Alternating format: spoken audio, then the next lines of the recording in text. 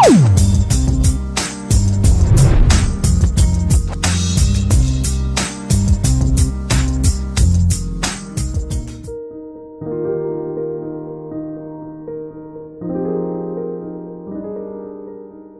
pagi Bapak, selamat pagi Yesus. Allah yang Maha Kuasa, Juru Selamat kami satu-satunya. Allah yang memberi kami hidup, juga Allah yang memberi kami kesempatan untuk hidup sampai pada hari ini.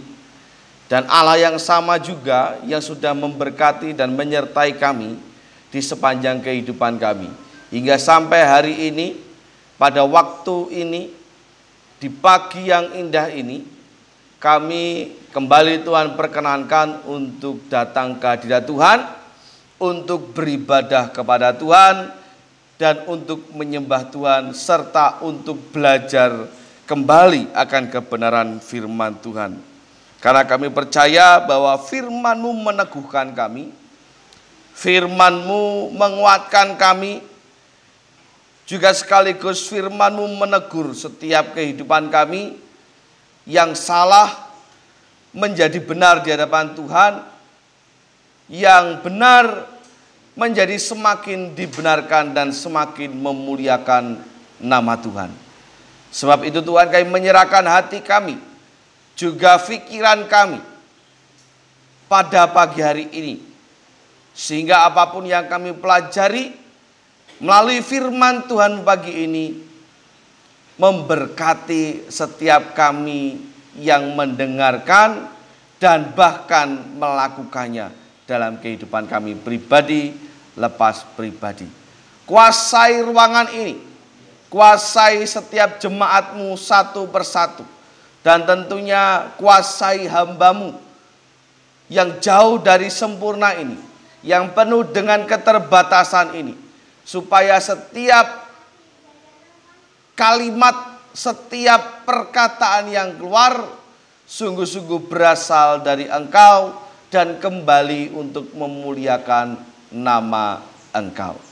Berkati waktu kami, sertai waktu kami selama beberapa menit ke depan, dan dipermuliakanlah Engkau di tempat ini. Dalam nama-Mu Tuhan kami Yesus Kristus, Tuhan dan Juru Selamat kami yang hidup, kami berdoa mengucap syukur, dan kami nyatakan siap untuk mendengarkan sabda firman Tuhan. Amin. Shalom. Shalom. Selamat pagi. Semangat. Ini minggu kedua lagi. Semangat. Minggu kedua loh, minggu terakhir loh. Sehat-sehat ya. Ini musimnya rodok tidak bersahabat. Kadang panas karu-karuan, sehingga membuat banyak dari kita mungkin ya terpancing untuk nyeruput sing seger-seger. Nah, justru itulah yang seringkali tidak kita sadari. Ketika menjelang malam udan deres dan dinginnya minta ampun, umpomo barang listrik ki awake rada konslet, berawan kena panas disoki banyu es, maleme katisen. Makanya harus bisa mengontrol dan mengendalikan diri. Kalau pas lagi panas banget siang-siang, ya sebisa mungkin jangan minum es. Walaupun es kuwi rasanya enak pas diminum siang. Jaga kesehatan, jaga diri ya. Baik, kita akan masuk ke dalam firman Tuhan kita pada pagi hari ini, di mana saya memberi judul khotbah pada pagi hari ini, yaitu buah yang dikehendaki Tuhan. Sebab kita akan belajar tentang apa toh sesungguhnya buah yang dikehendaki Tuhan, yang dimiliki, yang harus dihasilkan oleh setiap orang yang percaya kepadanya. Namun sebelumnya mari kita buka terlebih dahulu dalam nats firman Tuhan kita pada pagi hari ini, yang terambil dari kitab Yohanes pasalnya yang ke-15 ayatnya yang ke-16. Firman Tuhan pagi ini terambil dari Yohanes pasal yang ke-15, ayatnya yang ke-16. Apun?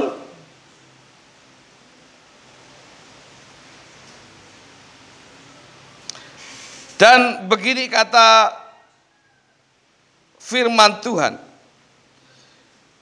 Bukan kamu yang memilih aku, tetapi akulah yang memilih kamu. Dan aku telah menetapkan kamu supaya kamu pergi dan menghasilkan buah, dan buahmu itu tetap, supaya apa yang kamu minta kepada Bapa dalam namaku diberikannya kepadamu. Supaya apa yang kamu minta kepada Bapa dalam namaku diberikannya kepadamu. Siapa yang tidak ingin segala permintaannya dituruti, dipenuhi? Siapa yang tidak ingin bahwa setiap doa-doanya dikabulkan pas persis sesuai yang diminta, sesuai yang diinginkan? Sapa sing ora pengen? Jenengan pengen? Jenengan pengen? Podo. Sama.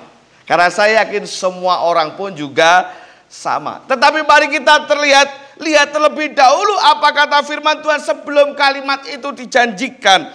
Bahwa Tuhan menghendaki supaya kita pergi dan menghasilkan buah. Dan buahmu itu tetap. Bahwa setiap kita harus berbuah. Baru apapun yang kita minta di dalam namanya diberikan. Jadi berbuah itu adalah tuntutan yang wajib. Sejauh apa yang saya pahami, apa yang saya yakini ya. Bagi setiap orang yang percaya dan tidak hanya menghasilkan buah, tetapi buah itu juga dikatakan tetap. Apa maksudnya tetap? Saya memahami di sini bahwa setiap kita harus menghasilkan buah dan buah itu tetap. Tetap secara apa? Tetap secara kuantitas maupun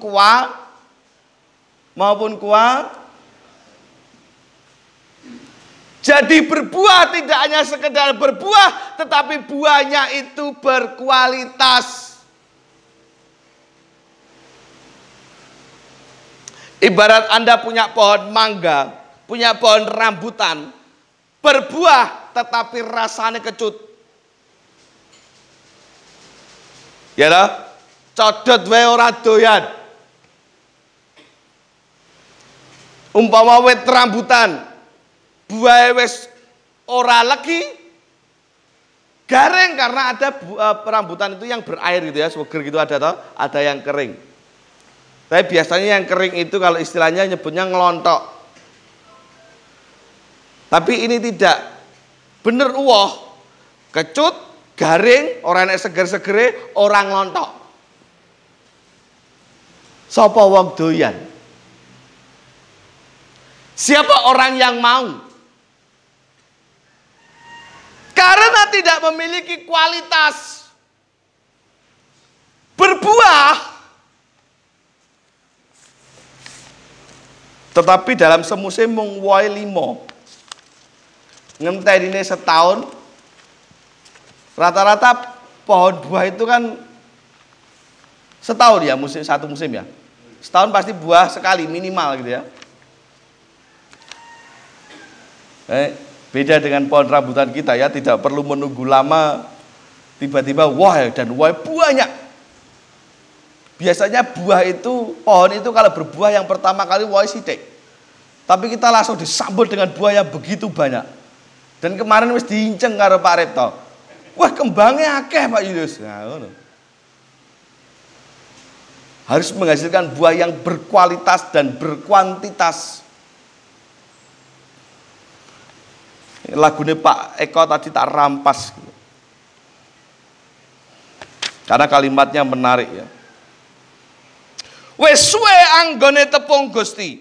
Wis suwe anggone nderek Gusti. Coba digatekke. Apa wae sing wis mbok tindakake. Sampai sini paham? Mungkin tadi kebanteran musiknya tadi liriknya mungkin tak cetok iki tak wacak nih. Anggapnya maca deklamasi gitu. Apa wae sing wis mbok tindakake. Sakmono lawase, sakmono suwene nderek Gusti ra ana kemajuane. Lirik ini kan nyelekit gitu ya. Tetapi inilah yang menjadi tamparan bagi kita. Sakmono suwene kenal Tuhan, sebegitu lamanya mengikut Tuhan. Coba perhatikan lagi seberapa banyak buahmu, seberapa berkualitas buahmu. Wah, angel Pak. Ya memang angel. Tetapi saya percaya dan saya pun juga yakin bahwa kita sepakat, kita percaya bahwa semua itu berproses, betul? Kehidupan manusia itu berproses. Tidak ada yang ujuk-ujuk tiba-tiba lahir kayak Pak Bayu rambutnya suwanen. Nggih kacamata nih, ora enek. Semua berproses. Baik secara jasmani maupun rohani, baik secara mental maupun spiritual, semua berproses. Termasuk bagaimana setiap ranting-ranting kita berbuah itu melalui proses. Maka jangan menyerah dalam proses itu. Supaya piye carane ranting kita tetap menghasilkan buah. Di STBI itu di lapangan itu, kalau jadikan pernah ke sana, di lapangan itu dikelilingi pohon kelengkeng. Yang ketika acara PBI kalau tidak salah kemarin PBI BPD ke sana, parkir mobilnya di lapangan itu, saya kaget kok padang, batinku apa jebule kelengkengnya ditebang. Itu kelengkeng sudah belasan bahkan mungkin puluhan tahun berdiri dan tidak menghasilkan buah. Segala macam upaya sudah dilakukan, dirabuk, disuntik supaya terjadi pembuahan. Di kapak-kapak nih didatangkan ahlinya ahli ben iso membuat kelengkeng itu berbuah, akhirnya ditebang. Ya ngono kuwi wit lek akhirnya ora berbuah ditebang. Ora nek gunane. Oh, kayune kelengkeng mbok gedhe kaya apa ya dienggo apa? Apa bagus Pak kayu kelengkeng? Pak Tuk. Kualitasnya bagus enggak kayu kelengkeng? Jelek. Loh ya toh, ditebang pun ora enek regane. Makane harus berbuah dan berkualitas. Kembali ke dalam judul. Lalu buah apa toh sesungguhnya yang dikehendaki oleh Tuhan supaya tetap dimiliki oleh orang yang percaya. Yang pertama mari kita akan buka dalam kitab Galatia. Pasalnya yang kedua.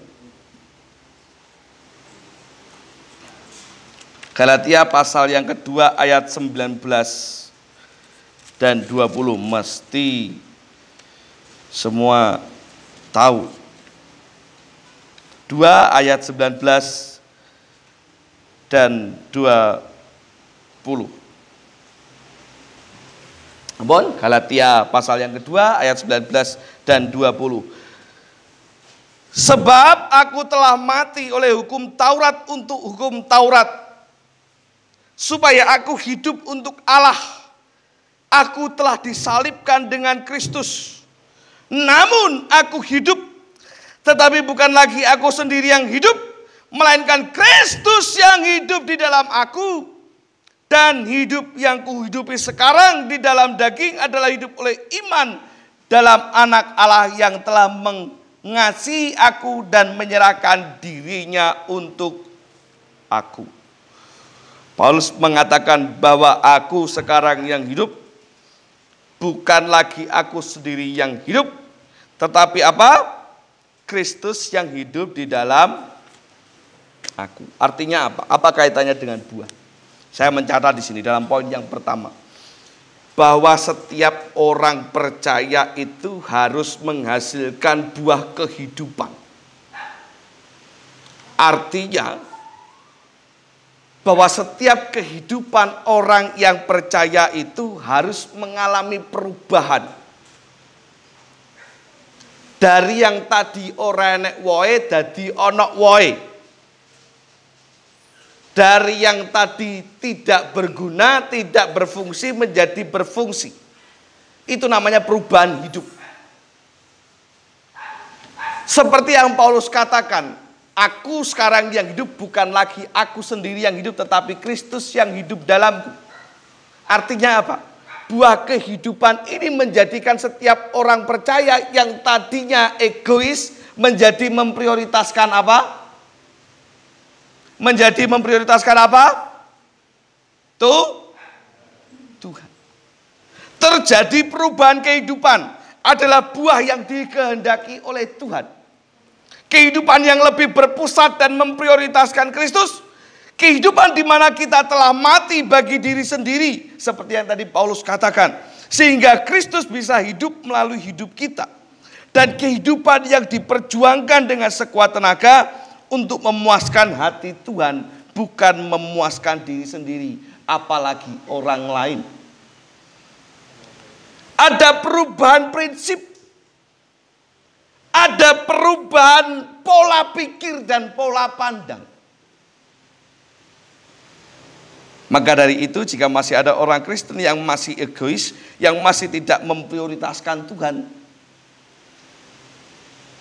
maka sesungguhnya dia adalah ranting yang tidak berbuah. Atau kita yakinlah, aku percaya mungkin belum berbuah. Dan kita doakan supaya segera berbuah. Amin. Tetapi perlu waspada. Supaya jangan sampai rantingmu menjadi kering. Hingga sampai saatnya musim panen nanti rantingmu tidak akan menjadi ada gunanya. Selain diinjak, dibuang dan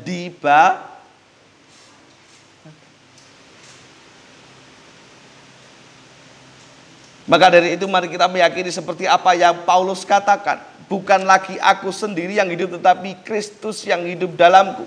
Yang mengatur seluruh hidupku. Supaya setiap kita berpusat kembali kepada Kristus. Lek pelayanan ya pelayanan untuk menyenangkan Tuhan. Bukan supaya dilihat baik oleh jemaat. Bukan supaya ora diseneni gembalane. Padahal gembala dia ora tau nyeneni.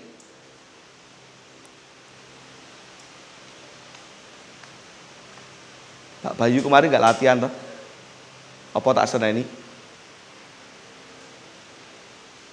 Maka hari ini nge-MC, ya nge-MC-nya bukan untuk saya toh.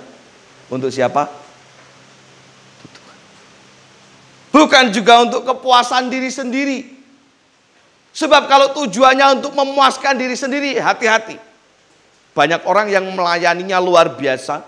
Jadi MC-nya wah ya luar biasa. Khotbah pun luar biasa, main musik pun luar biasa. Tetapi ketika dia melayani untuk kepuasan diri sendiri, waspada. Dia sedang mencuri kemuliaannya Tuhan. Harus ada perubahan hidup. Sebab itu firman Tuhan katakan apapun yang engkau perbuat, perbuatlah seperti untuk Tuhan. Setiap keputusan yang kita buat dalam hidup, baik itu keputusan sederhana sampai dengan keputusan yang berat, keputusan yang besar yang mempengaruhi tidak hanya diri sendiri tapi keluarga besar dan orang banyak. Perhatikanlah selalu. Apakah keputusanku ini menyenangkan Tuhan atau tidak? Aja waton mutuske, jangan asal memutuskan. Sing penting aku senang, sing penting aku happy. Rantingmu tidak berbuah. Wayahe ibadah ya ibadah, wayahe perpuluhan ya perpuluhan. Wayahe donga ya donga. Gak perpuluhan sih ah. Aku gung siap perpuluhan ah. Kapan siapmu perpuluhan? Mau nunggu apa? Nunggu kaya? Nyuwun sewu, bukannya dongakne elek. Ya lek Tuhan menghendaki jenengan kaya, lek enggak. Mongko kaya atau tidak itu tergantung rasa syukurmu. Ada orang yang duitnya lebih sedikit daripada orang yang lain tetapi dia kaya. Mengapa? Karena dia bersyukur. Duwene sakmene tak syukuri, ora pernah ngeluh karo Tuhan. Bahkan dia bisa membuktikan dengan keterbatasannya itu bisa memberikan yang terbaik untuk Tuhan. Ingat persembahan janda miskin yang hanya 2 peser, sing diguyu karo wong-wong sugih. Yesus berkata, sesungguhnya persembahan janda miskin ini lebih banyak daripada yang kau berikan. Sebab engkau memberikan dengan segala kelebihanmu. Sing mbok wene kuwi mung secuil dari apa yang mbok miliki, tetapi janda ini memberikan semuanya. Mengapa? Karena dia bersyukur dan dialah orang kaya yang sesungguhnya. Ya tak?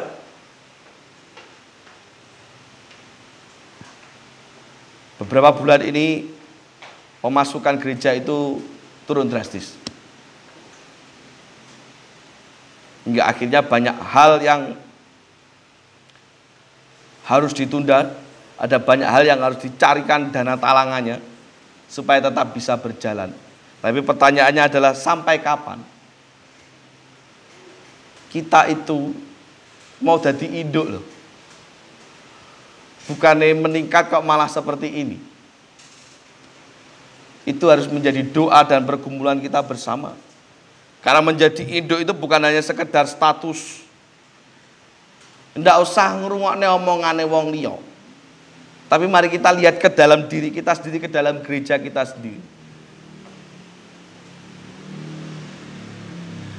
Salah satu syaratnya adalah kemampuan finansial setiap gereja untuk menjadi induk. Aja mung yakin tok, tetapi juga lakukanlah keyakinan itu. Termasuk dalam hal ibadah, dalam hal persekutuan. Mosok induk kok teko mung 17 padahal jemaate akeh. Teko kok mung 14 15 padahal jemaate akeh. Sing liyane nek ndi? Ana sing izin lah, ana sing inilah, ana sing itulah. Ana sing ketika setelah ibadah saya lihat ana sing siram-siram lah, sing petukane dalan lah. Loh, induk kok jemaate seperti itu. Jangan berbuah tapi buahnya kebrangas. Kalau orang diri bilang, kebrangas tahu? Kebrangas tahu Mbah Gung, Pak Repto? Bosone Semarang apa Mbah Gung, Mbah Tung? Ya kebrangas loh, jenengan ki wong ndi? Wong Salatiga. Kebrangas gak tahu? Lah iya kok tadi bilang gak tahu. Buahnya kebrangas. Woh ning kebrangas. Ketoke kuning, ketoke tuwa jebula mergo kepanasan. Beda lagi. Kalau di karbit kadang cek nemu sing legine, lek kebrangas ki rasane mentah-tah kae, mung rupane tok tuwa. Jangan menjadi gereja, jangan menjadi jemaat yang kebrangas. Ketika tidak diiringi oleh buah perubahan atau kehidupan yang berubah. 1. Buah apa yang dikehendaki Tuhan? Buah perubahan kehidupan. Yang kedua, buah apa yang dikehendaki oleh Tuhan? Lagi-lagi kita akan membuka dalam Galatia pasal yang kelima.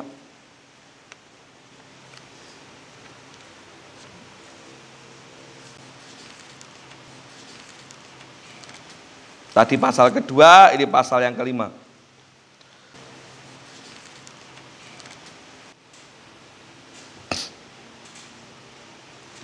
Ayatnya 22 dan 23. Hafal kabeh mesti. Yuk, yang sudah menemukan silakan dibaca dengan keras. Galatia 5 ayat 22 dan 23. 1, 2, 3.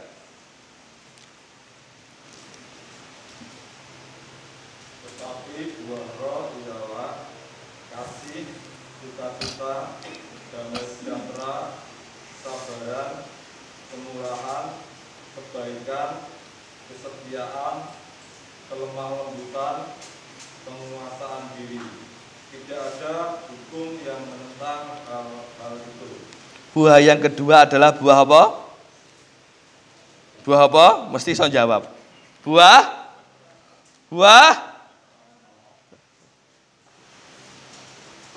apa yang dituntut dari buah roh ini toh? Ono kasih, ono kelemah lembutan, ono penguasaan diri, ono sukacita, ono kemurahan, ono kesabaran, Semua itu berhubungan dengan apa? Semua itu berhubungan dengan apa? Karakter, sifat yang harus dimiliki oleh setiap orang yang percaya. Buah yang dikehendaki Tuhan yang kedua adalah buah roh, di mana buah roh itu mencatat bahwa setiap orang percaya harus memiliki karakter-karakter sebagai pribadi, sebagai manusia yang baru. Memiliki karakter-karakter yang semakin serupa dengan Kristus. Seperti yang ditulis di dalam kitab Galatia pasal yang kelima ayat 22 dan 23. Di mana ranting itu harus menghasilkan buah, yaitu kasih, damai sejahtera, sukacita, kelemah lembutan, penguasaan diri dan sebagainya.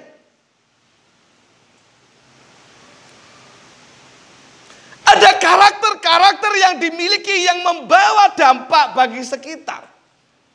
Ada karakter-karakter yang menjadikan kita berbeda dengan orang-orang lain. Khususnya orang-orang yang tidak percaya atau belum percaya kepada Yesus Kristus sebagai Tuhan. Karakter yang membuat orang melihat, aku lihat delok Pak Pri kok rasanya ayem gitu. Wongnya kok penuh kasih, blater, ramah. Aku lihat delok Pak Eko ki rasanya kok seneng gitu. Wong kok selalu bersemangat, bersukacita. Karakter-karakter yang bisa dilihat orang, menarik orang untuk melihat, oh, jeblo anake Tuhan Yesus. Jeblo wong Kristen ki ngono kuwi to. Itu.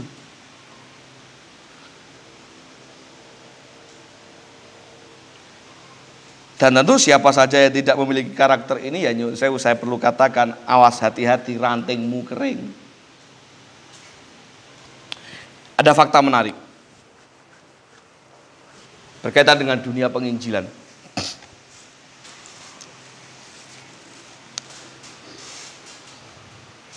Menurut data, semakin kesini, itu semakin banyak gereja, semakin banyak pribadi yang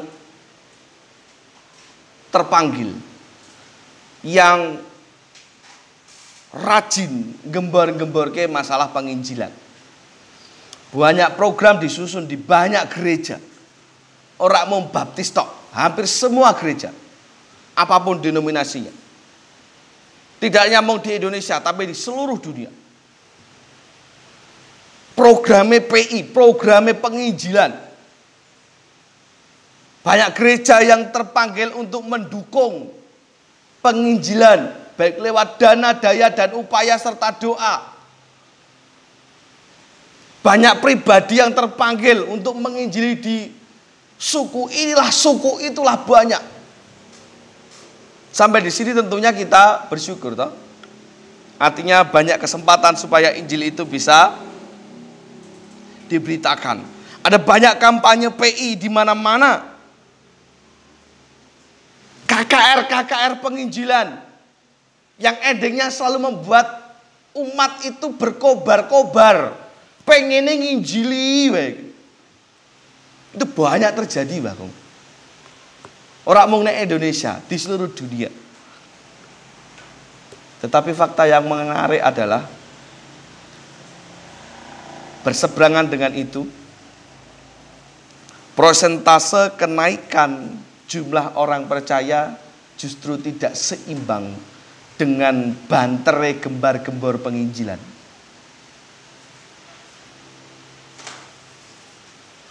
Semakin sedikit persentase orang yang memutuskan percaya Yesus. Loh Pak, itu kan karya Roh Kudus, kita gak bisa maksa. Sekto. Memang iya, tapi jangan jadikan itu menjadi alasan.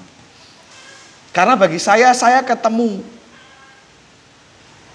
Salah satu faktor yang mempengaruhi. Mengapa Injil semakin digembar-gemborkan, Injil semakin sebar, tapi tidak banyak orang yang mau percaya? Nyun sewu, saya mau katakan, karena kehidupan kita sebagai orang Kristen ki ora menarik blas.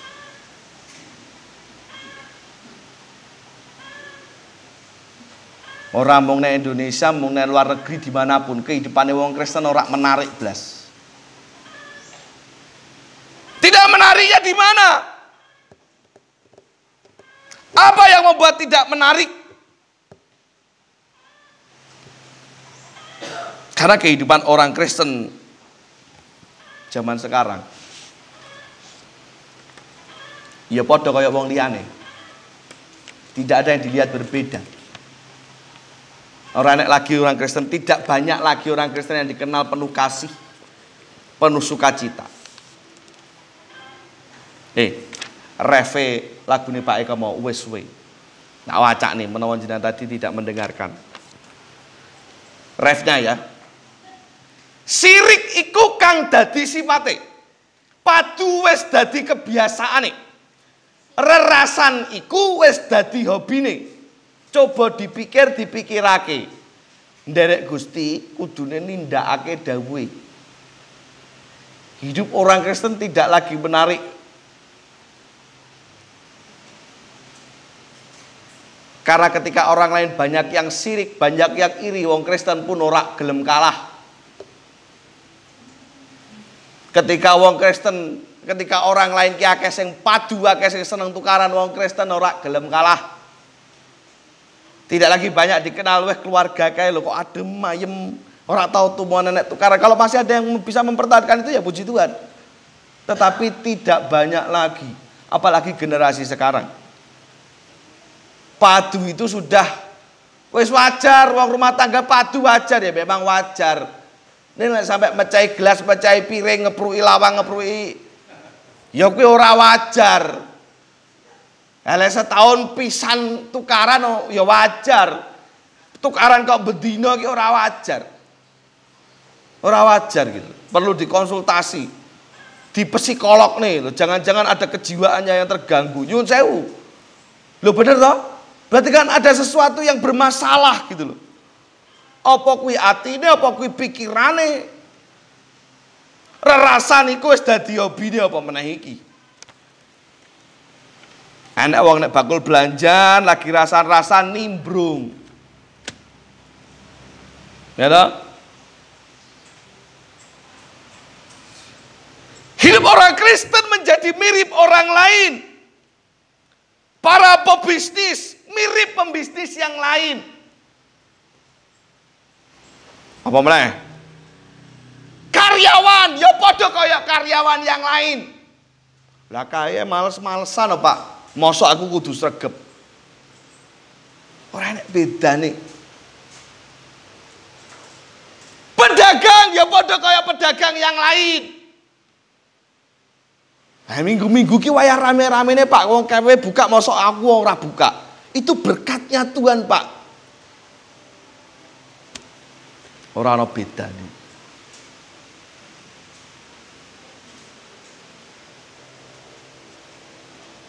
Menjadi keluarga juga seperti keluarga yang lain, ora enek bedane.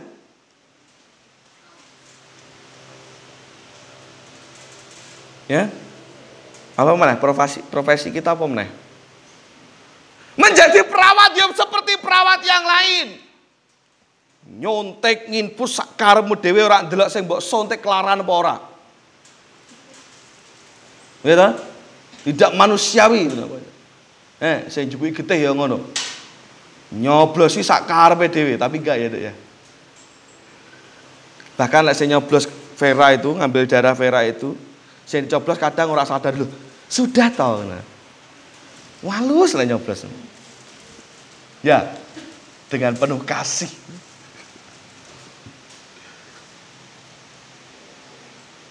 Nah, oke. Enek guru.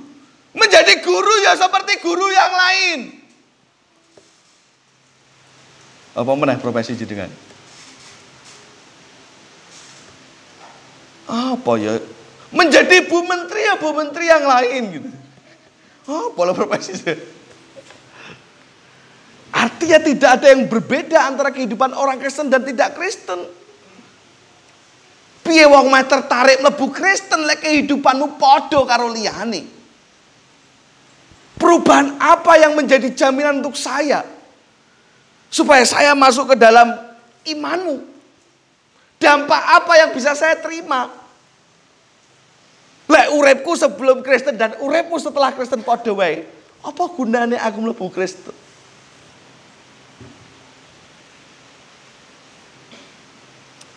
Berproklamasi menyampaikan tentang Injil itu perlu. Sebab jika tidak ada yang menyampaikan, maka tidak akan ada yang bisa mendengar. Tetapi lebih jauh dari itu, bagaimana kita hidup dengan memiliki karakter yang seperti tertuliskan dalam Galatia 5:22-23 tadi, itu juga jauh lebih penting. Supaya setiap kita dapat dilihat orang dan setiap orang melihat ada Kristus di dalam hidup kita. Jadi kehidupan wong Kristen ki menarik.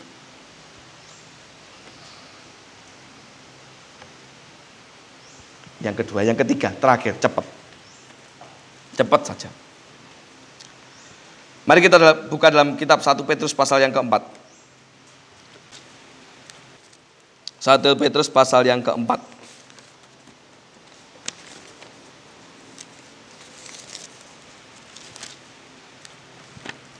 Ayatnya yang ke-7 sampai dengan yang ke-10. Kesudahan segala sesuatu sudah dekat, karena itu kuasailah dirimu dan jadilah tenang, supaya kamu dapat berdoa. Tetapi yang terutama, kasihlah sungguh-sungguh seorang akan yang lain, sebab kasih menutupi banyak sekali dosa. Berilah tumpangan seorang akan yang lain dengan tidak bersungut-sungut, layanilah seorang akan yang lain sesuai dengan karunia yang telah diperoleh tiap-tiap orang sebagai pengurus yang baik dari kasih karunia Allah.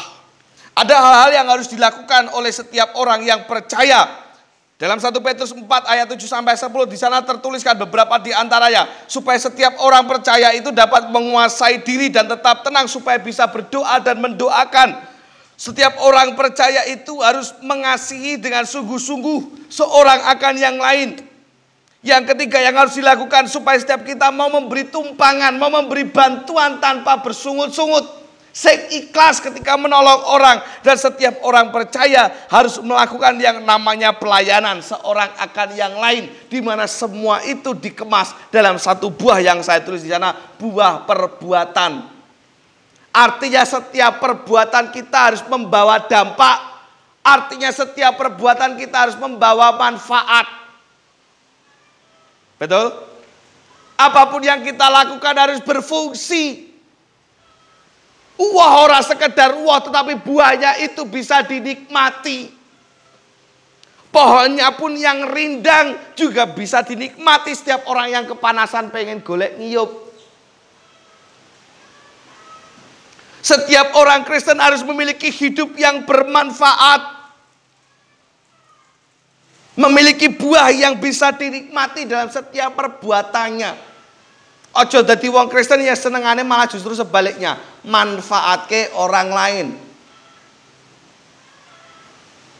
Neta, mumpung apik tak manfaatke. Mumpung Pak Eko ki wong iki alus, wonge gampang percaya, tak utangane. Engko lek Pak Eko nagih, ya gare aku njawab, sesuk ya Pak, engko wonge mesti meneng. Nah, kita kayak bocoran. Kalau saya butuh utang, silakan utang ke Pak Eko. Ora bakal diwenehi Pak Eko.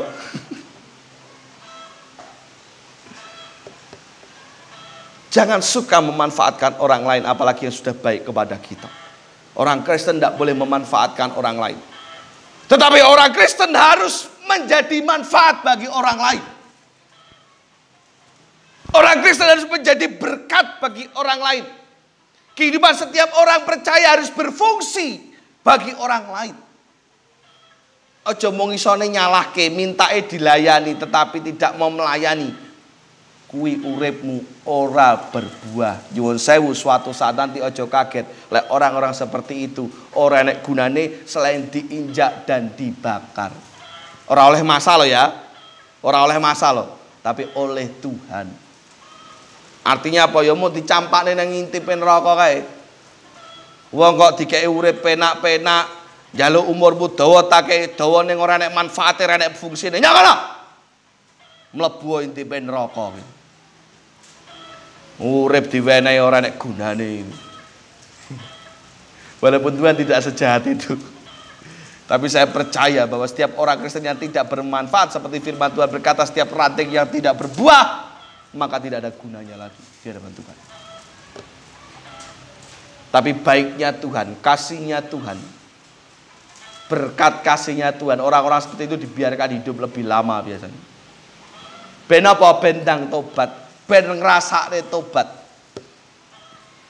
Walaupun kadang tidak juga banyak yang bertobat. Yus beni urip-uripe dia dengan Tuhan. Tetapi khususnya panjenengan yang ada di sini, saya mau katakan, jadilah orang Kristen yang membawa manfaat bagi orang lain, bukan malah memanfaatkan orang lain.